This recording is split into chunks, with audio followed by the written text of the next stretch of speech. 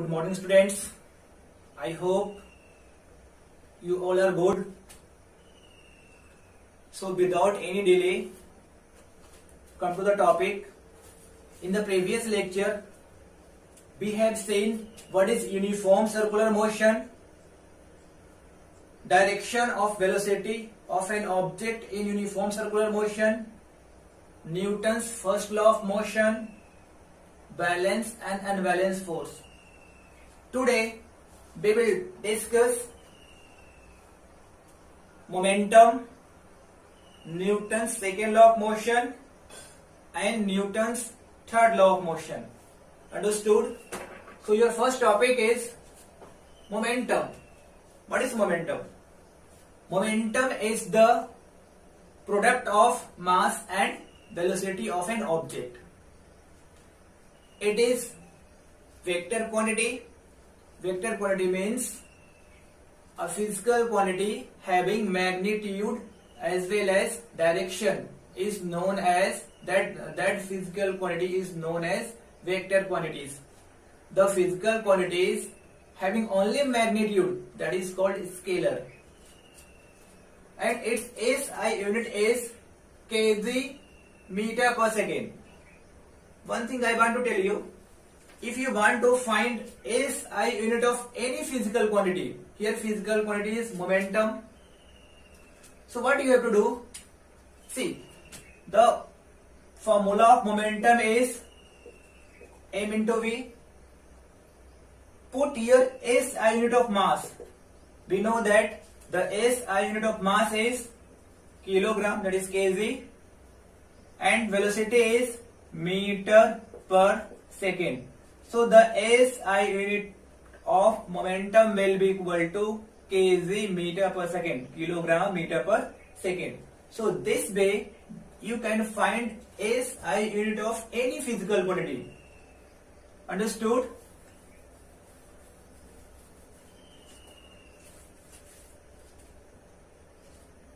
I want to give you some example. If I say find the momentum of me, what do you have to do? You have to find the momentum of me. I am standing here. Since I am standing here and my position is not changing with respect to blackboard or surroundings, it means I am in rest. Suppose my mass is 70 kg. So in this case, if you will find momentum, my momentum, then its value will be equal to, let my mass m is equal to 70 kilogram. Since I am in rest, in this case velocity will be equal to 0 meter per second.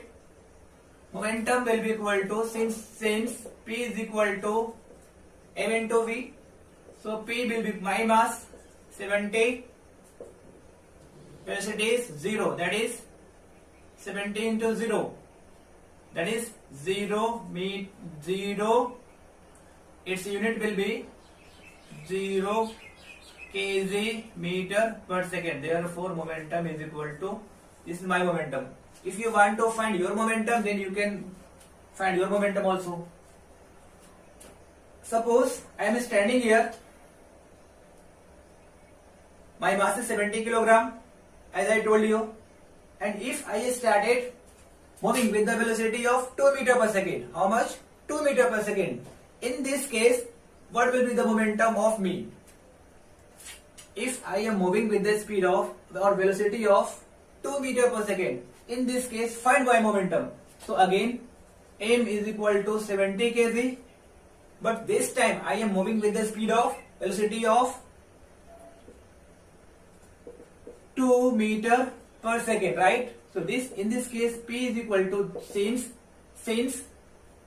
symbol of since means we know that m into v, my mass again 70 kilogram. This time my velocity is 2 meter per second. So 140 kg meter per second. This time my momentum will be equal to 140 kg meter per second. you must write the unit. In physics, if you don't write the units, that is wrong. If you will not write kg meter per second, 140 watt, liter, centimeter, so that's why you have to write units. So if I say initially I was in rest, in that case my momentum was 0 kg meter per second, and I started with the velocity of 2 meter per second, then my momentum became 140 kg meter per second. So we can say this was my initial momentum, this was my final momentum. So this is Pi, means I for initial momentum. My initial momentum is 0 kg meter per second. My final momentum Pf, small f, final, F for final, 140 kg meter per second, right? So if I say find change in momentum, but you have to find change in momentum. So how you will find change in momentum? So change in momentum, final momentum minus initial momentum, that will be change in momentum. So here final momentum is, remember, delta means it is read as change in momentum. Change in, P for momentum, change in momentum, that is final momentum minus initial momentum. Final momentum, that is Pf minus initial momentum Pi. Pf 140 minus 0, that is 140, write the unit, kg meter per second. This is change in momentum is equal to how much? 140 kg meter per second, right? If I say find change in price, suppose the price of the sugar is 40 rupees per kg. After some days, they became 50 rupees per kg. So here, what is the change in price? So here, change in price is equal to final, that is 50 minus 40. That is change in price. In this case, in the example of sugar, is equal to 50 minus 40. That is 10 rupees. How much? 10 rupees. So I hope you understood how to find change. So next, okay.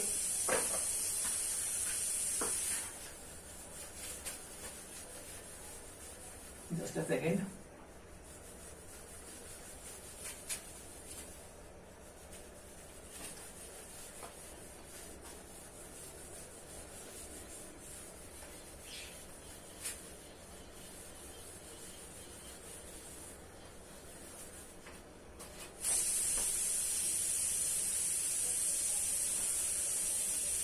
We know that I will bifurcate the blackboard so that I can write here also. See, initial velocity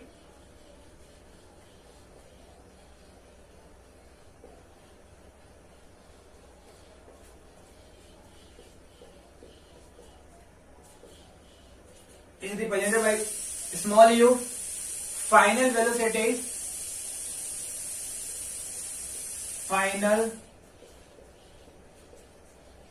final velocity is represented by small v. Okay. Initial momentum,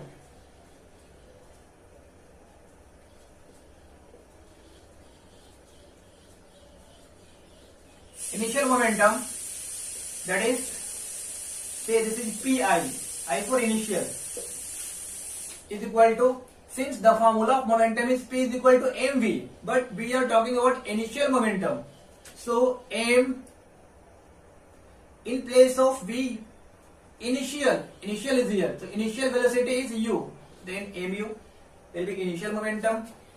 Final momentum,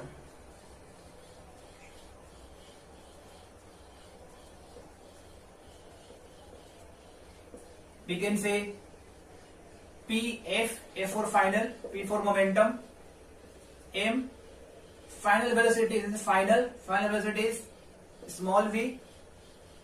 If I say change in momentum, right here change in momentum,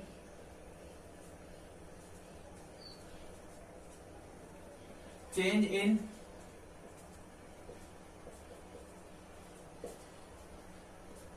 delta means change in. If I write here momentum, this will change in momentum is equal to final momentum, that is mv minus initial momentum mu. This is change in momentum. So therefore delta p will be equal to, if you take m as a common, v minus u. Listen, this is important. If I write here rate of change, if I added here rate of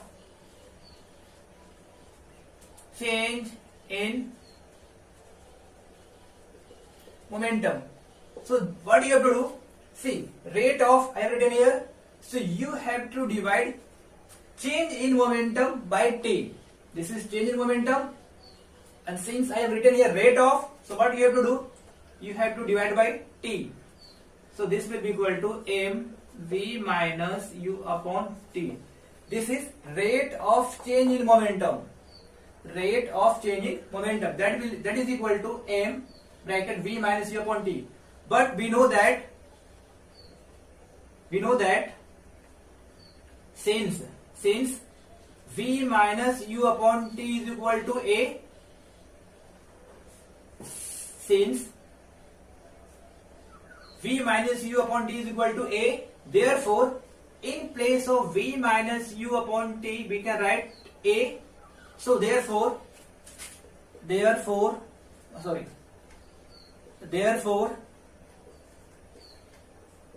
rate of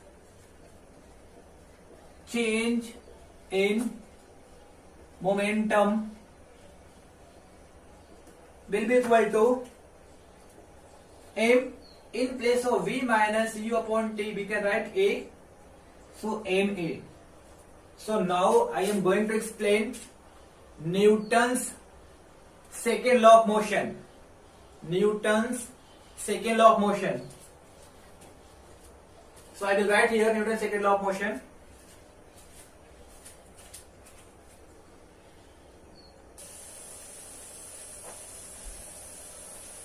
So this is the statement of Newton's second law of motion, right? The rate of change in momentum is proportional to applied force. The rate of change in momentum is proportional to applied force, and we know that the rate of change in momentum is ma. So ma will be proportional to applied force. This is the symbol of proportional. So here in this there is no any equal sign. So if you will put here a equal sign, then you have to put here a constant, that is k. K is the constant of proportionality. K ma is equal to f. So therefore f is equal to k ma, right? So where k is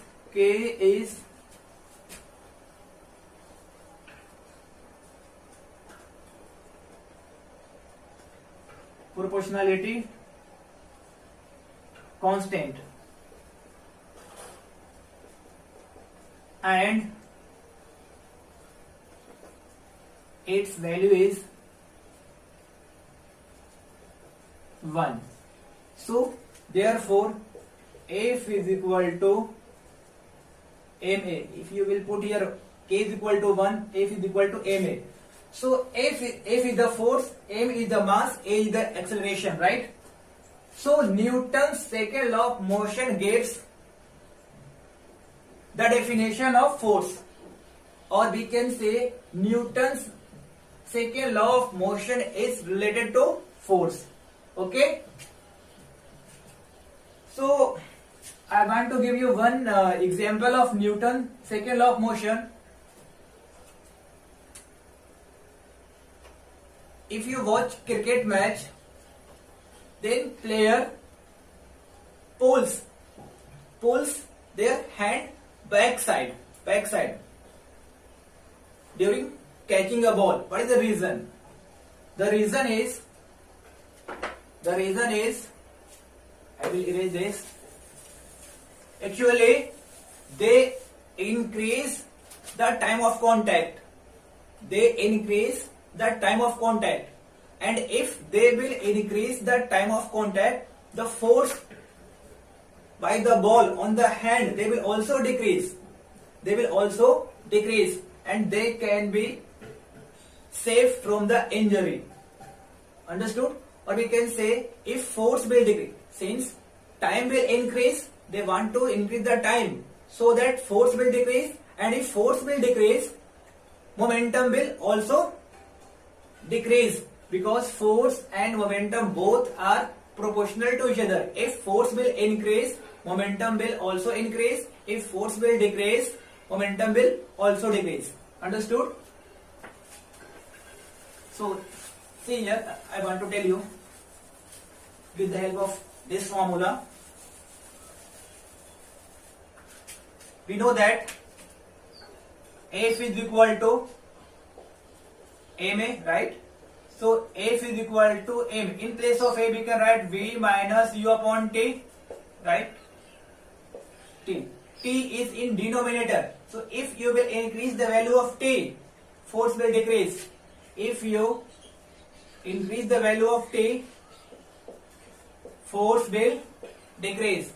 And force and momentum both are proportional. See, the rate of change in momentum is proportional to the applied force, and the change in momentum occur in the direction of force. The change in the direction of momentum occur in the direction of applied force. The direction of change in momentum will be same as direction of the force. So if T will increase, if you will increase the time, force will decrease, and if force will decrease, momentum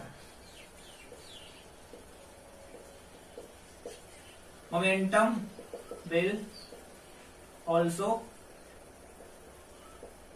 decrease. Okay?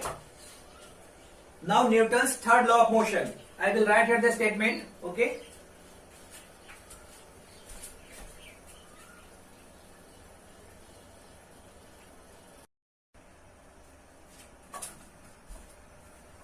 So your next topic is Newton's third law of motion. Okay? The statement of Newton's third law of motion is, every action force has an equal and opposite reaction force which acts simultaneously. Action force means what? Suppose I applied a force of 10 Newton on this blackboard. So this will be action force. At the same time, simultaneously, this blackboard will also apply a force of 10 Newton on my hand. But at this time, the direction of force will be in this direction. So this is the action force. The force applied by me on the blackboard is action force, and the force applied by the blackboard on my hand is the reaction force, that is reaction force. Both act simultaneously. Understood? So that's why force always acts in pair. Action and reaction acts together. The best example of Newton's third law of motion is the working of a rocket is based on Newton's third law of motion. Understood? So in the next lecture I will discuss law of conservation of linear momentum, and we will see some numericals. Okay? Till then, have a nice day. Take care. Thank you.